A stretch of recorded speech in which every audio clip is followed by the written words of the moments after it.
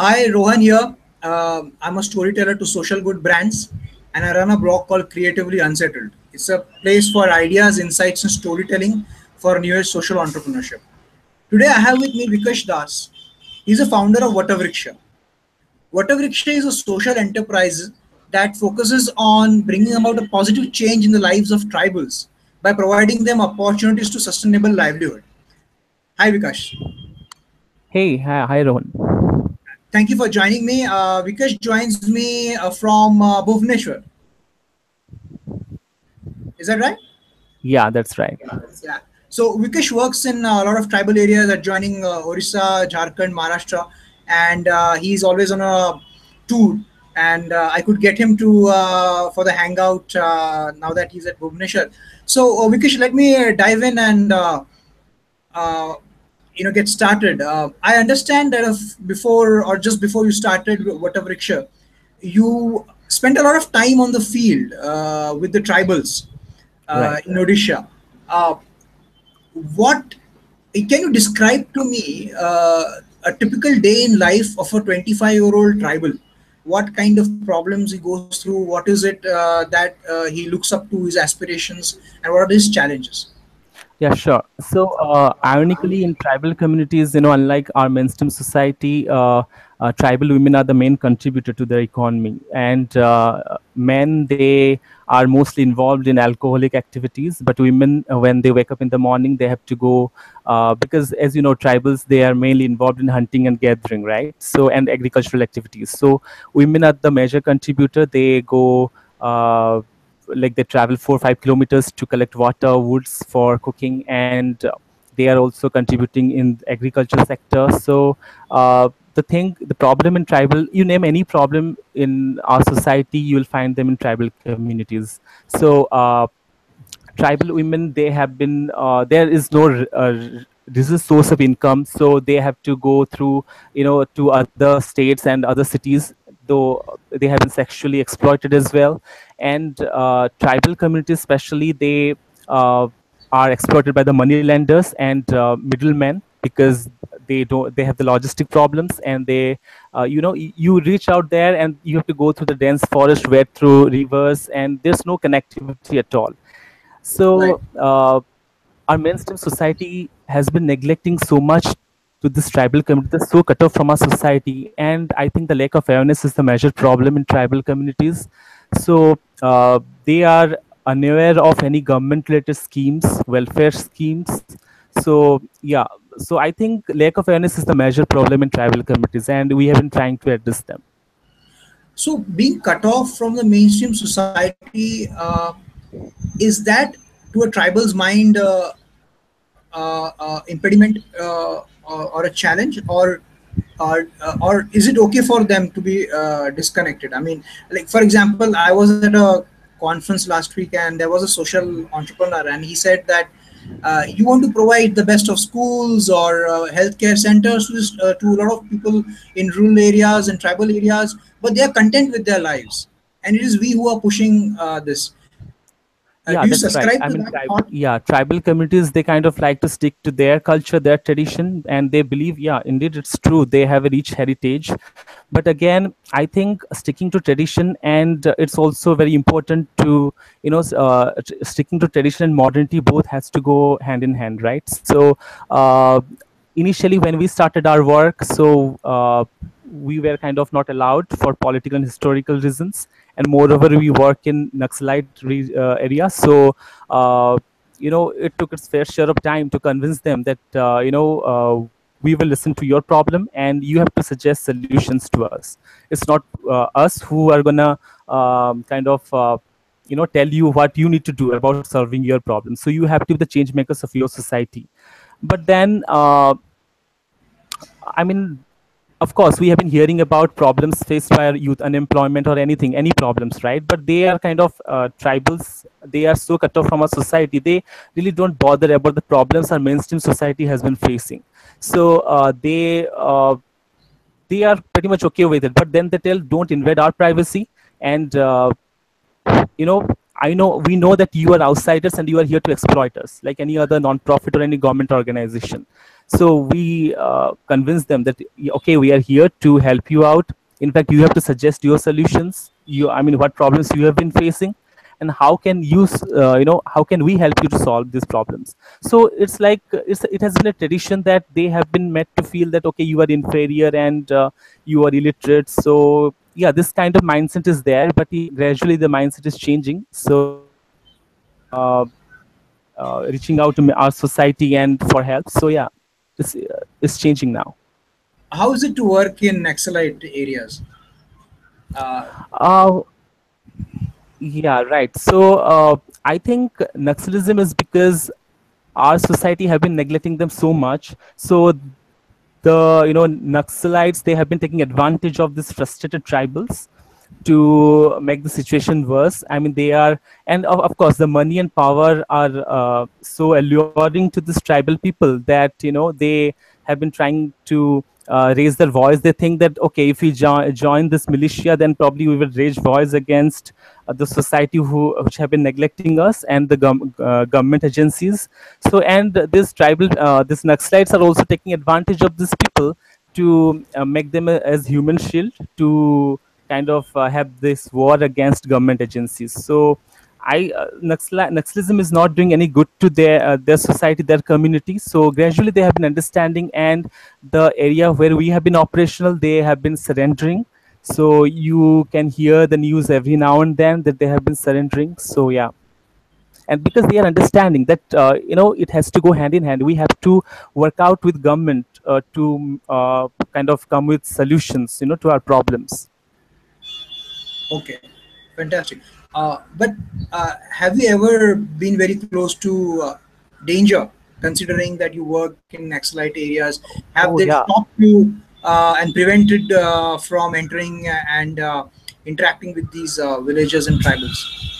Yeah, when we entered into these tribal hamlets, we faced resistance from money lenders, local money lenders, Naxalites, and tradesmen, because they thought like probably we are kind of trying to make them aware of their this tribal community aware of their problems, and we are trying to intervene, their work. So of course we faced resistance, especially from money lenders and Naxal people, because they thought like we are there to exploit them and tell them okay, so you shouldn't be with this Naxalite people because they're not doing any good to your society. So yeah, we faced resistance. In fact, I remember a couple of our teammates, they received death threats as well. But yeah, again, we were so kind of passionate about solving this problem that it didn't have kind of, yeah, we were so stick to it. We have to make changes in this tribal communities. So yeah. Wow, that's fantastic. But how did you go around that? How did you go around this problem and solve it? This tribal threats, you meant to say? Yeah, I mean, so what I mean is, so you faced resistance from the Naxalites because they felt insecure that you might erode their base and might make them aware Right. and instigate the tribals. So how did you go about doing your activities and venturing into their areas for your uh, project work? So Naxalites, it's like I think majority of Naxalite people are tribals only because they have been so brainwashed by Naxal groups, left insurgencies. So yeah, so but when majority of villages that they try to understand our business model and the work, developmental work we have been doing, so they supported us.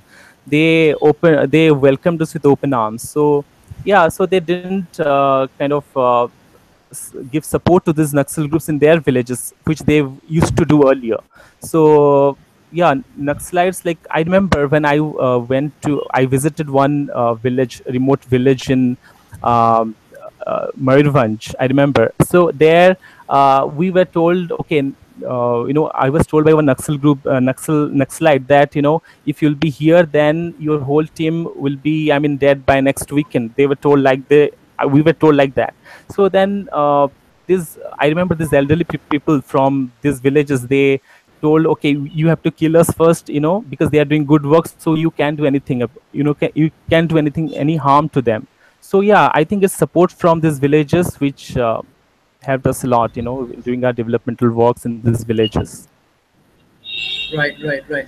Uh, Vikash, how has this these 4 or 5 years since you started? How have these years in the field changed you personally and professionally? Oh yeah. I remember. I mean, before starting Vat Vrikshya, I was like any other. I could resonate myself with with other million youths out there, because you have so much pressure.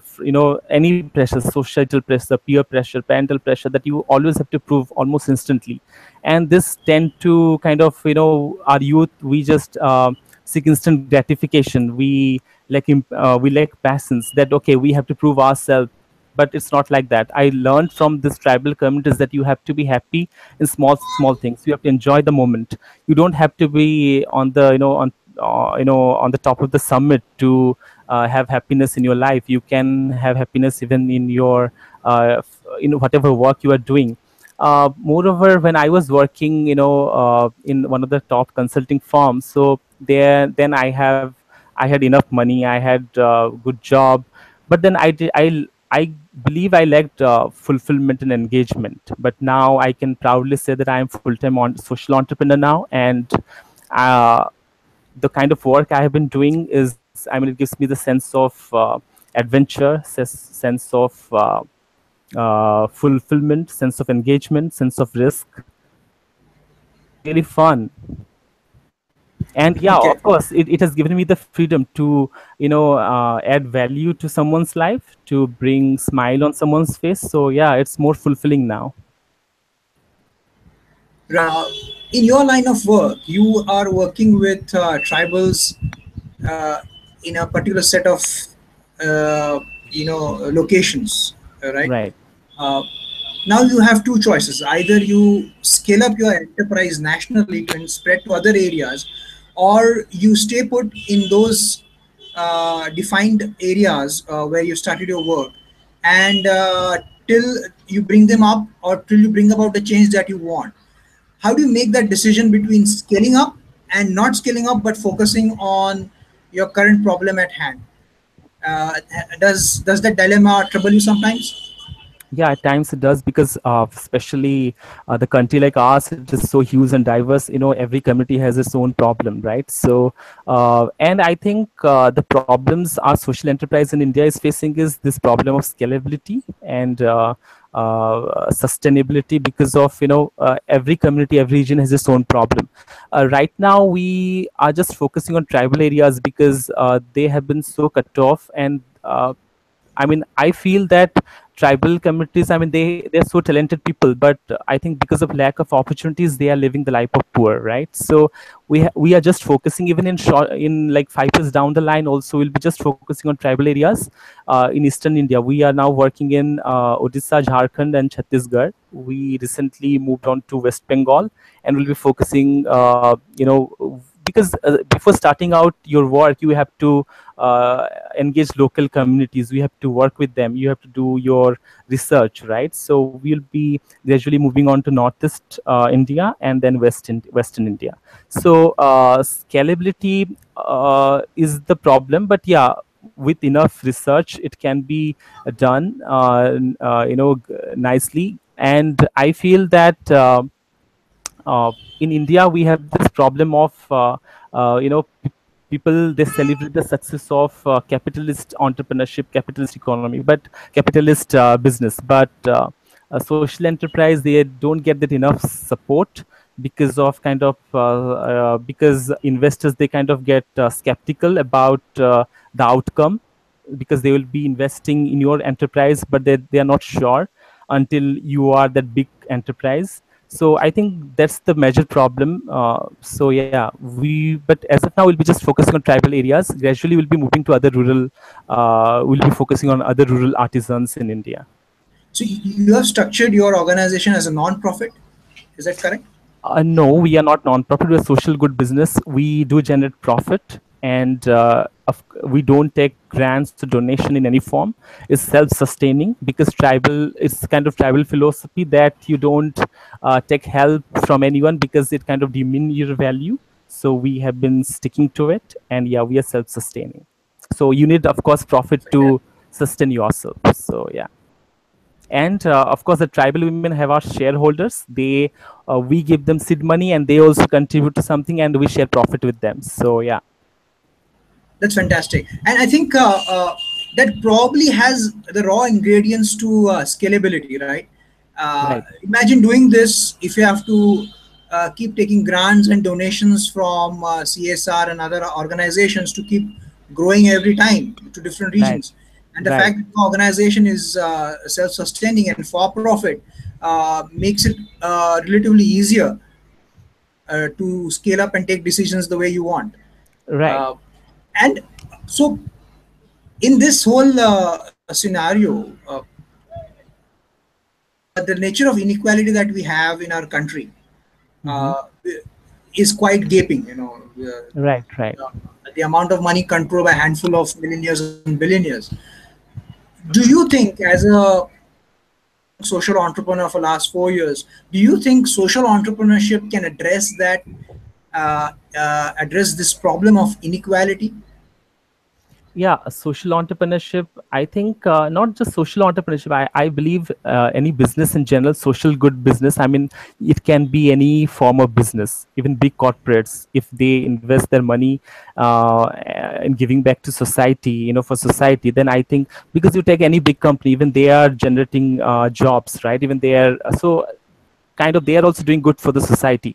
So I think, but yeah, as it mentioned about social entrepreneurship is the buzzword these days, because social entrepreneurs, they kind of tend to, they uh, find the right opportunities in the problems, the inequalities our country is grappled with, right? So social entrepreneurship, I think it is doing good work, but there is problem of funding, as I mentioned earlier, and this kind of skepticism all around, that they are not sustainable and they can't go like for more than 3 years.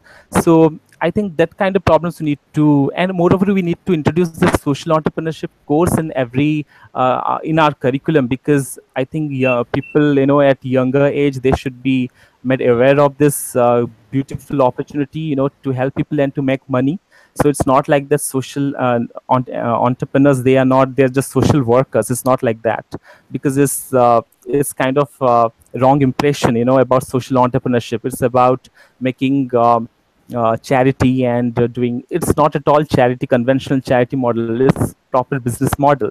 So I think only proper business model, viable social business models, can solve all our problems our country is facing with. So yeah, social entrepreneurship, I see. But yeah, things are now changing, but I hope, yeah, few government agencies, they have been so open to social entrepreneurs.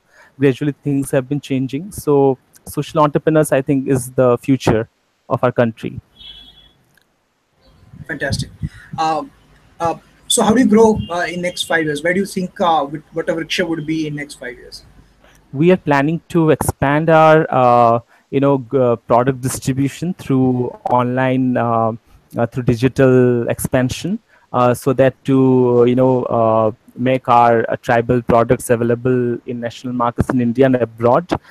We are also planning to train 30,000 tribal women by 2025, provide them all kinds of skill, business, financial skills, monetary skills. And we are also planning to engage with, educational institutions, so that young people, especially school students, they would be aware of this social entrepreneurship, this good career, and making impact in the society. So yeah, that's our plan.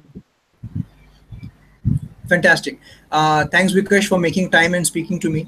And I really wish you all the best with your efforts, and keep yourself safe so that we can see Vat Vrikshya going from strength to strength. And Yeah, have a good day. thank you so much. Thank Nice you. talking to you. Yeah.